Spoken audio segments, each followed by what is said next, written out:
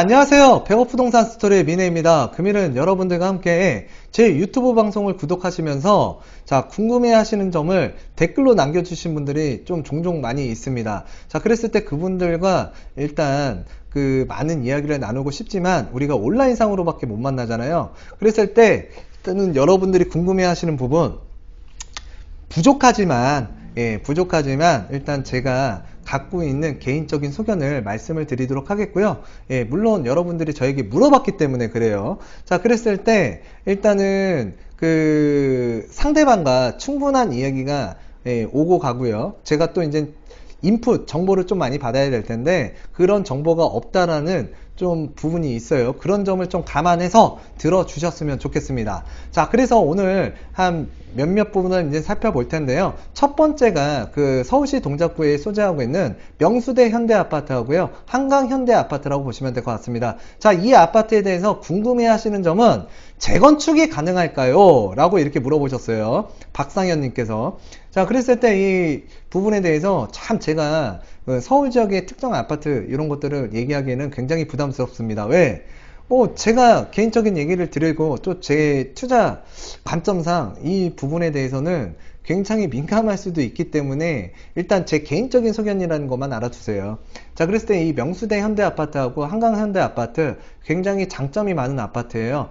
다른 서울 지역의 모든 지역이 이 한강을 바라볼 수 있는 조망권, 여기 한강이라고 써 있잖아요.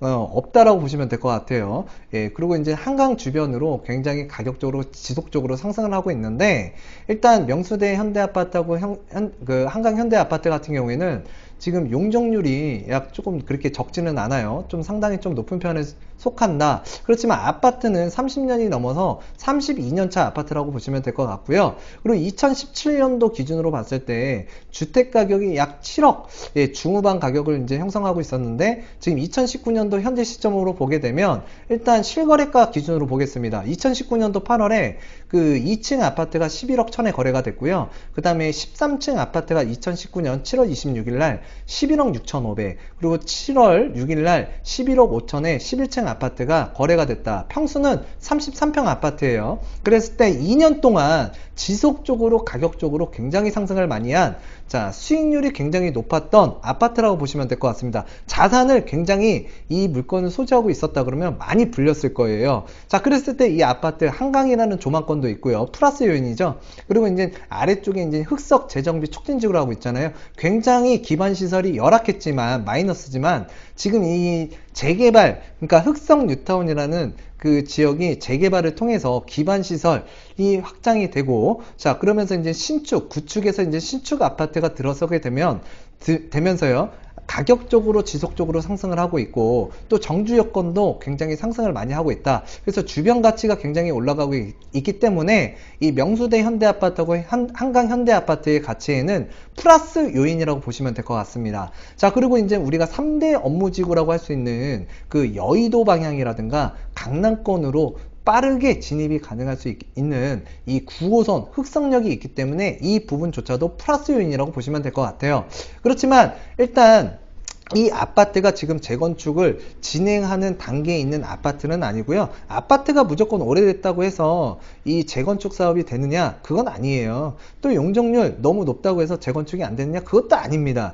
그랬을 때 이 아파트를 지금 재건축이 가능할까요? 라고 지금 저한테 물어보신다 그러면 저도 답변하기 굉장히 곤란한데 일단은 시간이 굉장히 오래 걸릴 것 같다. 그리고 이 아파트 단지 내에서도 이 재건축 추진 의사가 굉장히 많은 것으로 알고 있습니다. 그렇지만 우리가 재건축을 진행하기 위해선 사업성이라는 것도 필요한데요. 사업성이라는 부분이 이제 용적률이라든가 이제 허락된 용적률 있잖아요. 그런 것도 이제 우리가 고려를 해야 될 텐데 일단 주변 가치가 계속적으로 상승을 하고 있고 또 이제 한강이라는 특수한 조망권도 갖고 있고요. 앞으로 이제 조망권이라든가 미관에 관한 사항은 우리가 주택 가격에 절대적인 영향을 앞으로 시간이 지나면 지날수록 좀 커진다라고 보셔도 좋을 것 같아요. 그리고 이제 9호선이 있다라는 점, 이런 것들이 이제 장점인데 앞으로 이제 뭐 안전진단을 실시를 해서 정비구역이 지정이 되고 일단 안전진단 소리만 들어가더라도 일단은 이 아파트 뭔가 플러스 요인이 돼서 좀 더 상승을 지속적으로 할 수도 있다라는 점을 제가 말씀드리겠고요.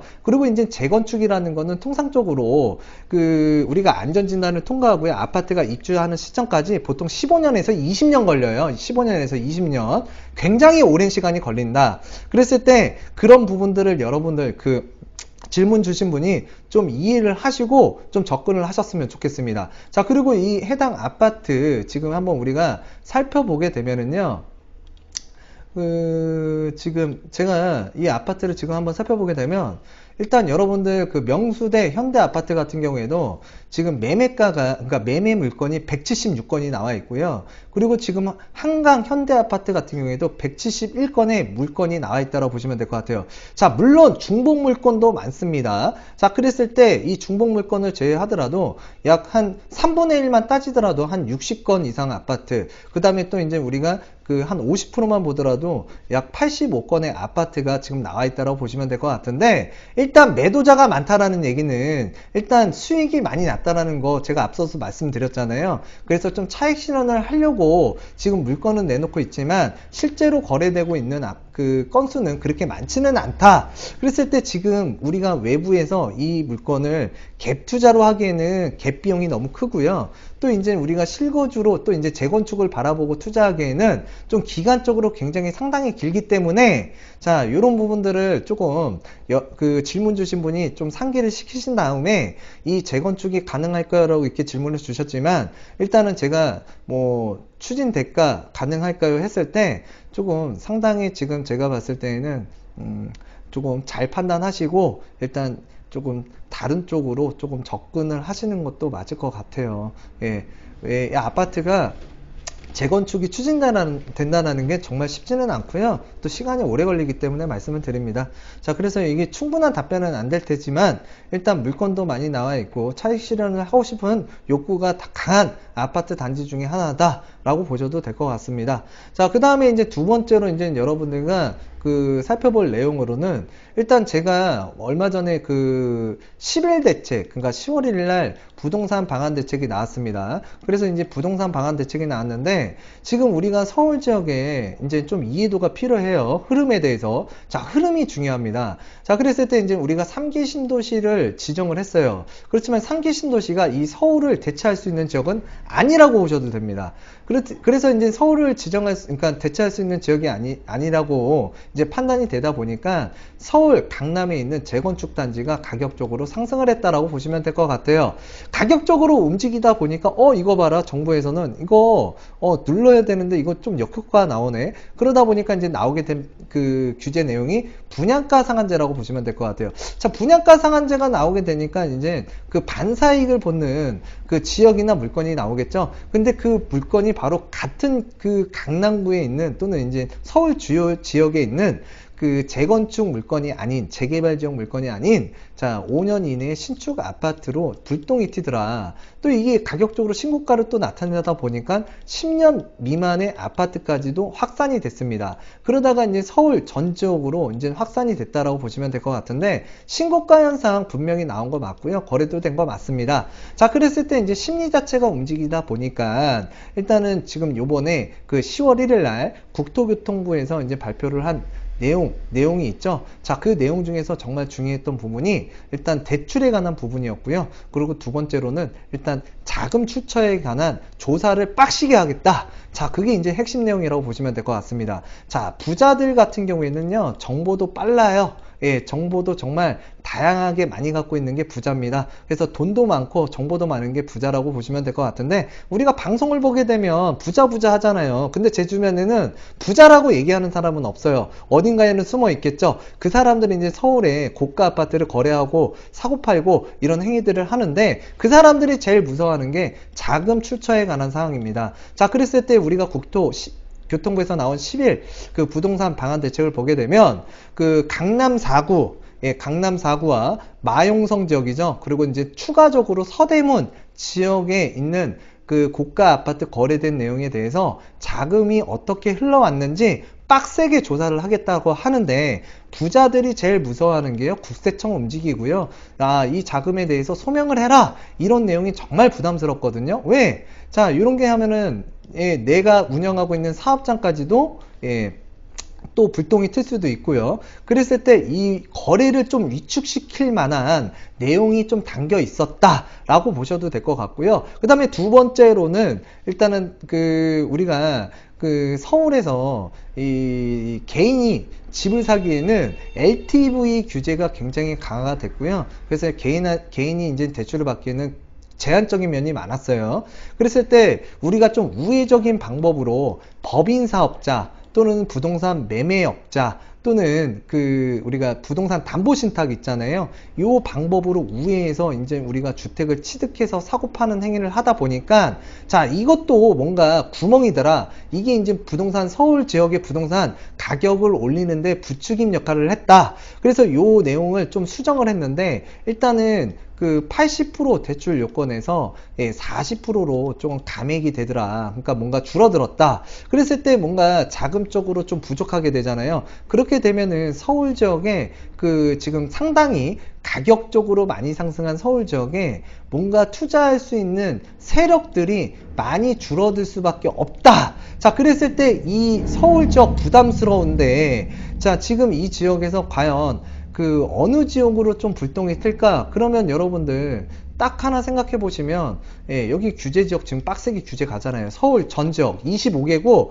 빡세게 보겠다라고 하는데 그러면 규제 지역이 아닌 비규제 지역으로 조금 바깥으로 이제 확산이 될 수도 있다라고 판단하시는 게 이제 좀 합리적인 부분이에요. 자, 그랬을 때 그 합리적인 부분을 이제 고려해서 지역을 한번 어디가 비규제 지역이 좀 괜찮을까요? 라고 물어보신 분이 있는데 이거는 제 개인적인 주관이라고 말씀을 드릴게요. 그랬을 때 제가 봤을 때는 여기 구리시하고요.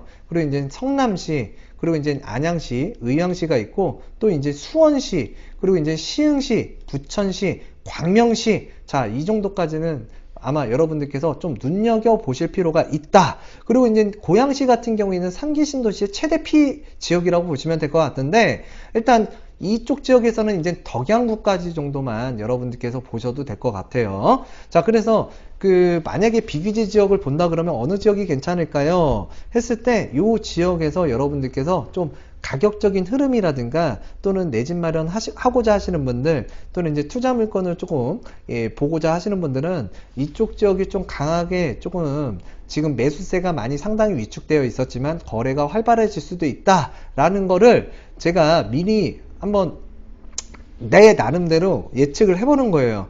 그래서 이제 비규제 지역 제가 이제 말씀을 드렸고요. 자, 세 번째로는 서울 지역의 빌라 20년을 보고 가더라도 괜찮을까요? 라고 이렇게 물어보신 분이 있어요.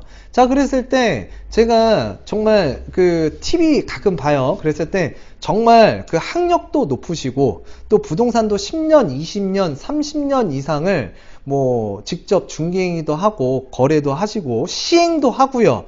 그 다음에 이제 부동산에서 많은 분들에게 정말 도움을 주면서 상담도 했던 분들이 일단은 재개발, 재건축 얘기를 많이 합니다. 자, 그렇지만 이제 우리가 분들이 재개발, 재건축은 얘기는 하지만 일단은 강남역 또는 논현역 일대에 몇 번 출구 앞에 있는 건물 몇 층으로 오시면 몇 시부터 부동산 특급 정보를 드리겠다 라고 하면서 이제 우리가 전국에서 많이들 가시는 것 같습니다. 자, 그랬을 때 재개발, 재건축 얘기는 하지만 일단은 자, 재개발, 재건축과 전혀 다른 용산의 신축 빌라라든가 또는 우리가 영등포에 소재하고 있는 신축 빌라 또는 이제 서초구 또는 양재동에 있는 신축 빌라 또는 강남에 있는 투룸, 쓰리룸 그리고 또 이제 서울 도심에 있는 쓰리룸, 투룸 이 신축 빌라를 소개를 많이 하는데요. 일단 이분들이 얘기하는 건 그거예요. 자, 서울에 아파트 가격 비싸다. 그렇다고 여러분들이 서울을 포기할 것이냐? 왜? 개발 계획이 정말 많잖아요.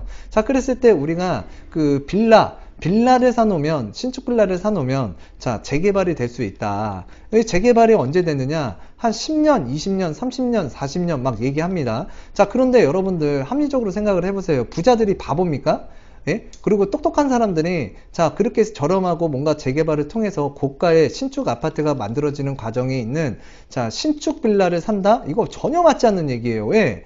우리가 신축 빌라 같은 경우에는 우리가 건축 착공이 가능하기 때문에 빌라가 만들어진 거잖아요. 그런데 우리가 재개발 지역 같은 경우에는 그 건축 착공이 제한되어 있다고 보시면 되고요. 그리고 또 우리가 재개발 정비사업장으로 지정되기 위해서는 건축물 노후도 3분의 2라는 게 맞춰져야 됩니다. 건축물 노후도 3분의 2. 근데 신축 빌라가 지어지면 지어질수록 그 지역 일대의 건물 가치가 자, 회춘을 하고 있는 거죠. 회춘. 예, 젊어지고 있는 겁니다. 자, 그랬을 때 건축물로도 3분의 1을 맞추기가 어려운데, 자, 요 신축 빌라 예, 세입자 맞추기도 편하고 이제 재개발이 진행이 되면 자 아파트 입주권이 나온다. 그리고 이제 뭐 아현 뉴타운이라든가 가자우리라든가 한남 뉴타운이라든가 또는 그 우리가 용산 일대에 있는 도시환경 정비 사업이 진행되고 있는 사업장에 물건을 보면 뭐 10억이 넘어가는 물건도 많아요. 그랬을 때 신축 빌라 4억에서 5억 예, 이 빌라를 지금 매입을 해서 투룸입니다. 뭐 3룸도 있고요. 그랬을 때 이 빌라를 사게 되면 수억 원의 차익이 가능할 수 있을 것 같다라는 느낌의 그러니까 뭔가 브리핑을 하는 거예요. 자, 그랬을 때 여러분들 전혀 재개발과 재건축과 상관없는 신축 빌라 여러분들께서 취득 안 했으면 좋겠고요. 자, 그랬을 때 이제 그 우리가 그 용산에 있는 신축 빌라 그 예를 들자면 여러분들 10년 전에도 신축 빌라 팔았고요. 예, 지금 2019년도 현재에도 신축 빌라 팔고 있습니다. 더 웃기는 거는 자 건물이 올라가지도 않고 자 구축 건물이에요. 근데 미리 지금 동호수 있잖아요. 그 만들어지지도 않은 빌라를 지금 매매들을 하고 계세요. 그리고 계약금 넣고 있고 중도금 넣고 있습니다. 자, 그리고 나서 이 빌라가 나중에 재개발이 될 거라고 굳게 믿고 사시는 분들이 대다수라는 거예요. 그렇지만 여러분들 아 진짜 답답합니다. 답답해. 일단은 서울 20년을 보고 가게 되면 저는 이거 제 기준에서 말씀드린 거예요. 될 수도 있어요. 될 수도 있어요. 자, 그렇지만은 우리가 좀 합리적으로 우리가 좀 생각을 해보자라는 거예요. 자, 20년 있다가 재개발 구역이 지정됐다라고 할게요. 재개발 구역이 지정돼서 입주하는 데까지 보통 20년 이상에서 25년이 걸립니다. 예, 그러면은 여러분들 40년, 45년 뒤에 자, 재개발이 완성이 돼가지고요. 입주를 하신다고요? 예, 그러면 참 행복하시겠네요. 행복하시겠어. 예? 그리고 그거를 가능하다, 뭐, 또는 이제 이게 진짜 되는 거냐? 그분들한테 확실하게 한번 물어보세요. 답변 못 드릴 거예요. 예. 얼마까지 올라갈까요? 그거 물어보세요. 그분들이 항상 하는 얘기가 이거는 신의 영역이기 때문에 예, 여러분들한테 제가 답변 드릴 수 없습니다 라고 이렇게 아마 답변이 들어올 것 같은데요. 제가 봤을 때에는. 그렇기 때문에 여러분들 투자 판단은 여러분들 본인이 하는 거예요.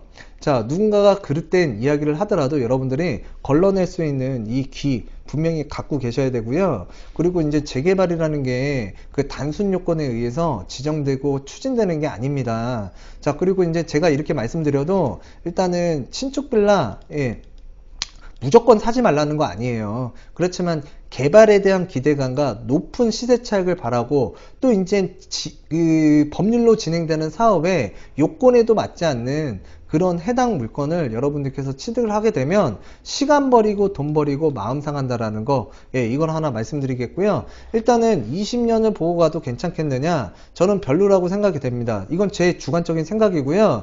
일단은 만약에 20년을 보고 가도 그 물건 추천하신 분이 괜찮다라고 하셨고 또 이제 본인분께서 괜찮다라고 판단되시면 취득하세요. 그거는 본인이 판단하는 거니까. 자, 그랬을 때 제가 이제 답변을 충분히 드린 것 같고요. 저는 별로라고 생각합니다. 자, 별로라고 생각한다고 말씀을 드렸습니다. 자, 그리고 이제 다음에 한번 살펴볼 내용은요. 지금 광명 뉴타운입니다. 자, 광명에 이제 재정비 촉진지구, 그래서 이제 광명 뉴타운이 있는데요. 이 중에서도 이제 대장구역이라고 할 수 있는 지역이 바로 이쪽에 위치하고 있는 역세권에 위치하고 있는 광명 뉴타운 11구역이라고 보시면 될 것 같아요. 자, 그랬을 때 요번에 이제 분양가 상한제를 실시하게 되면 광명 뉴타운도 피해를 보게 됩니까? 라고 이렇게 그러니까 물어보신 분이 있어요.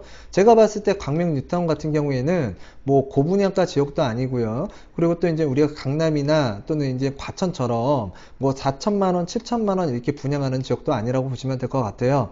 자, 그랬을 때 일단은 이 광명 뉴타운 분상제 영향, 자, 분위기상 예, 분위기가 가라앉으면 자 심리 자체도 가라앉을 수 있습니다. 가라앉을 수는 있어요. 그렇다고 우리가 지금 광명 뉴타운 11구역 분상제로 인해서 조합원이 크게 피해 볼까요? 라고 했을 때 제가 봤을 때는 크게 피해 볼 것 같지는 않아요. 예, 그렇기 때문에 여러분들께서 너무 걱정하실 필요는 없을 것 같다 라고 말씀을 드리도록 하겠습니다. 자, 이것도 분명히 제 주관적인 의사라는 거 말씀드리도록 하겠고요.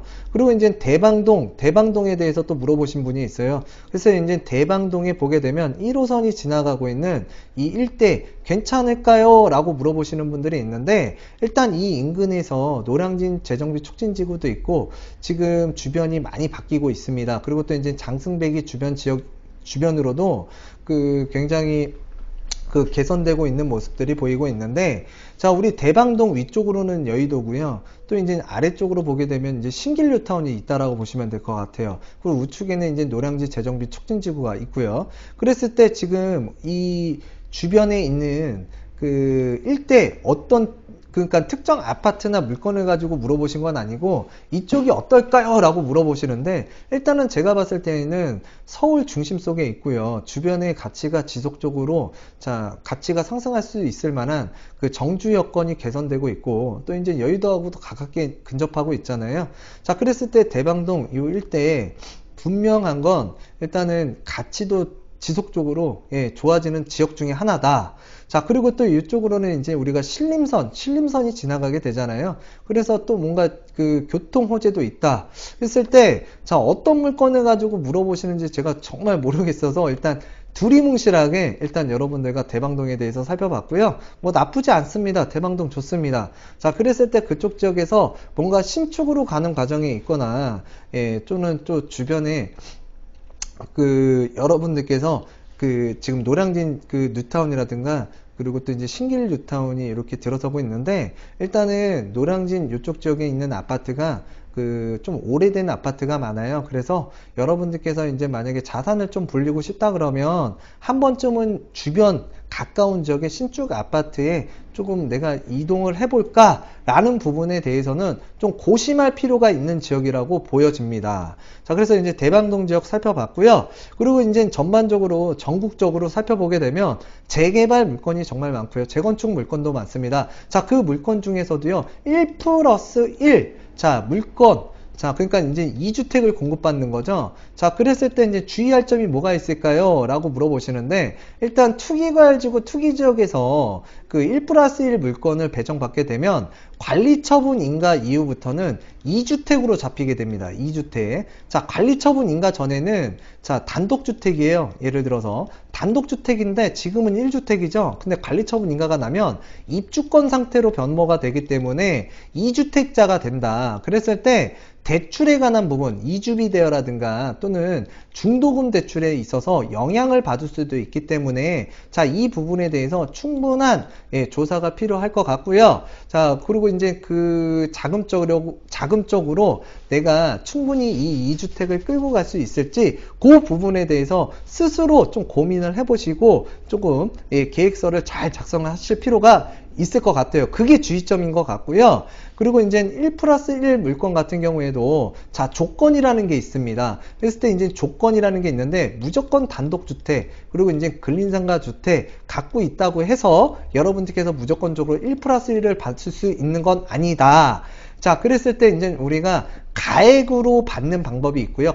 가액이요. 그래서 이제 감정가액이 주택 공급, 1+1을 받을 수 있는 가액이 돼야 된다. 자, 그런 가액은 이제 사업장마다 좀 다르기 때문에 거기에 맞춰서 여러분들께서 좀 살펴봐야 될 것 같고, 대부분 가액으로 받기는 어려울 것 같아요. 감정가가 상당히 나오는 물건이 아닌 이상. 그러면 이제 우리가 면적 기준으로 봐야 돼요. 면적 기준. 건물의 연면적으로 보시면 될 것 같은데, 자, 연면적이 이제 120제곱미터가 넘어가게 되면 일단 1+1 조건이 된다. 그랬을 때 지금 무조건, 또 제가 말씀드릴게요. 단층이라고 해서 못 받는 건 아니지만 기본적으로 단독주택을 매입하실 때에는 2층 플러스 3층, 그래서 면적이 120제곱미터가 넘는 물건이어야만 여러분들께서 1+1을 좀 조건을 충족할 수도 있다. 자, 그렇기 때문에 이 면적을 또는 가액 기준을 잘 따지셔서 1+1이 가능한지 여러분들께서 좀 조사를 해보시고 컨설팅을 받으신 다음에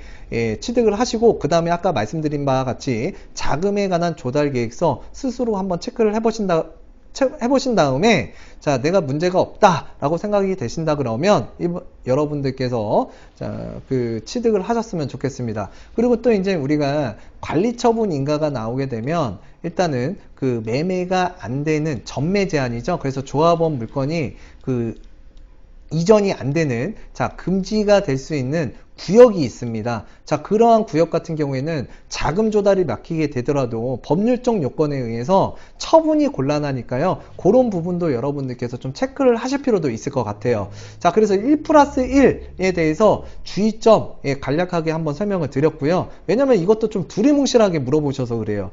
자, 그리고 이제 다음에는 그 수원에 얼마 전에 제가 실거주 목적으로 좀 자본이 없더라도 자, 좀 취득해서 가져가게 되면 주거 만족과 투자 만족을 노릴 수 있는 그 아파트에 대해서 한번 설명을 드렸고요. 자, 그랬을 때 뭐 자산이 많으신 분들 또 이제 서울만 주구장창 그러니까 외치시는 분들, 자, 이런 물건들 별로 안 보실 것 같죠? 근데 이런 물건들 정말 좋아하세요. 예, 진짜 있는 사람들이 너무 한다니까요. 대부분 보면. 자, 아닌 척 하면서 되게 이런 거 많이 찾아다닙니다. 자, 그랬을 때 이쪽 아래 보시면은 이제 수원 삼성 사업장이라고 보시면 되고 아래쪽이 이제 영통동이고요. 위쪽이 메탄동, 이쪽이 이제 수원 그 우리 광교 신도시라고 보시면 될 것 같아요. 그래서 이제 수원역전은 이쪽에 있다라고 보시면 될 것 같아요. 네, 수원역.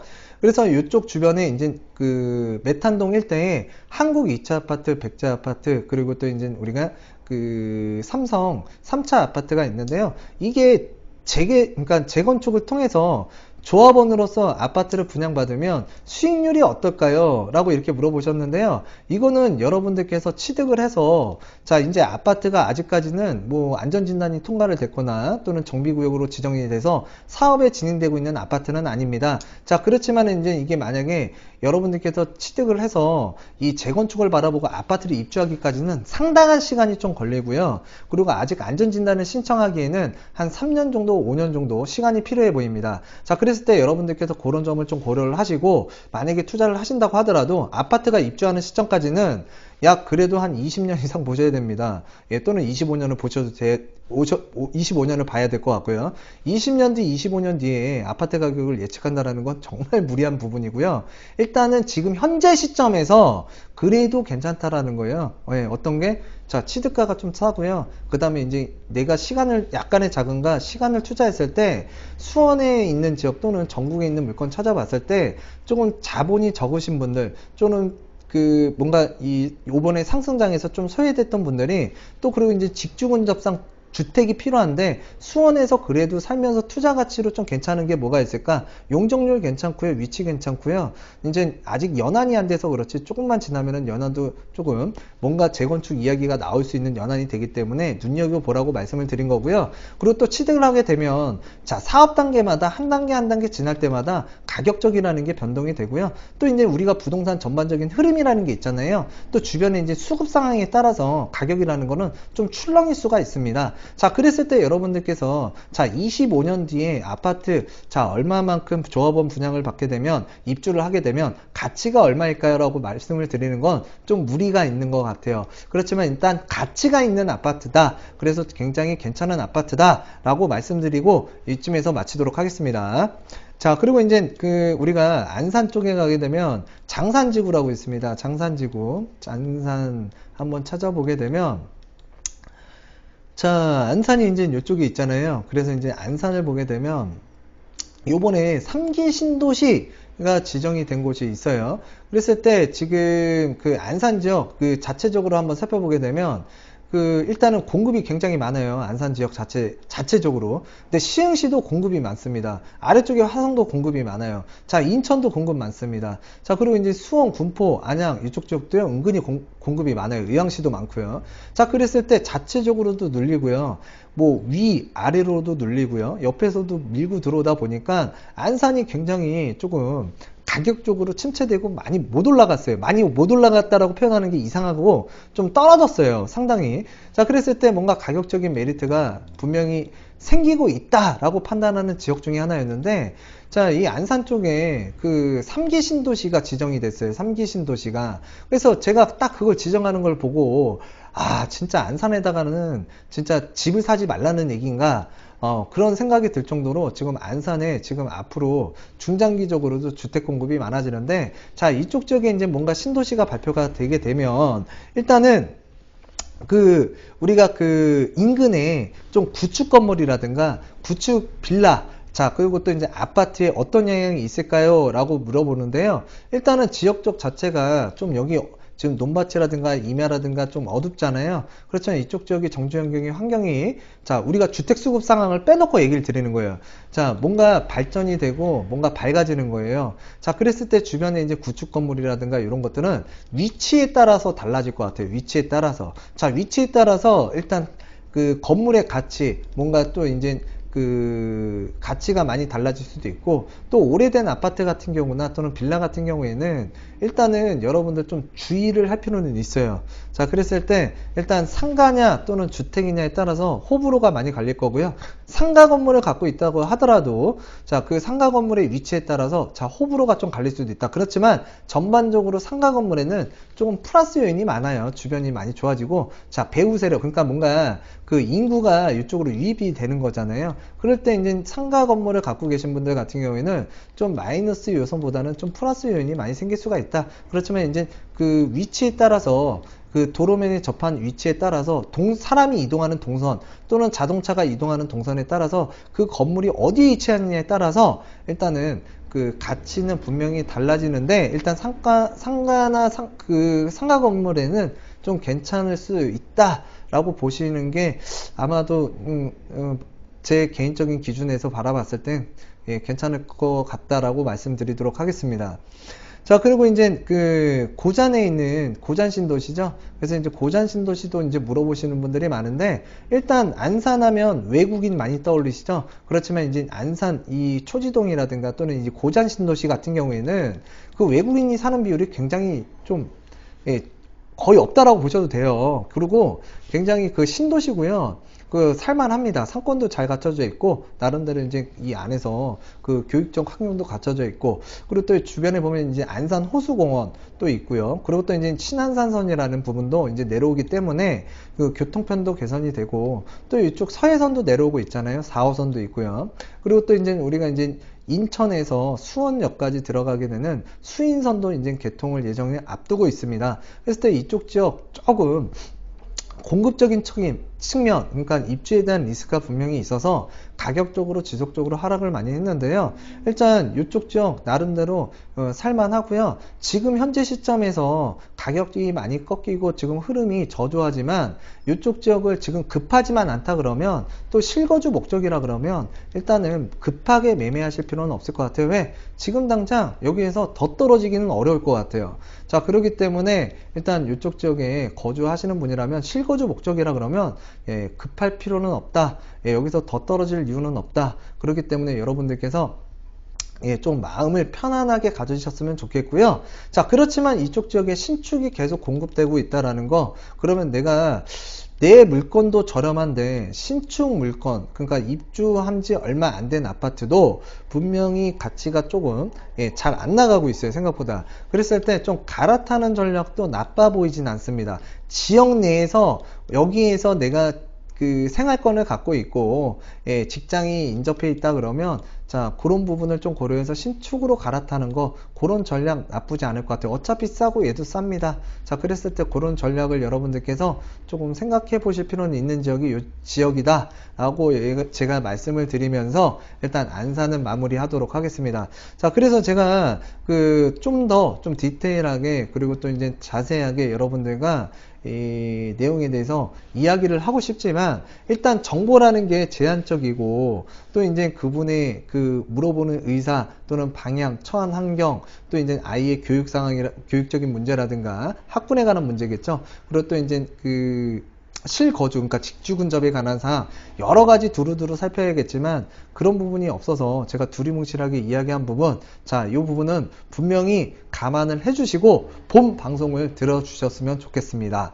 자, 그래서 여러분들과 좀 종종 이렇게 좀 답변 해드리는 시간을 갖도록 해야 되겠는데요. 일단은 제가 지역 소개를 하는 게 더 중요할 것 같아요. 왜? 지금 현재 시점 매 상황마다 지금 변하고 있는 게 부동산입니다. 자, 변하고 있는 부동산을 분석하고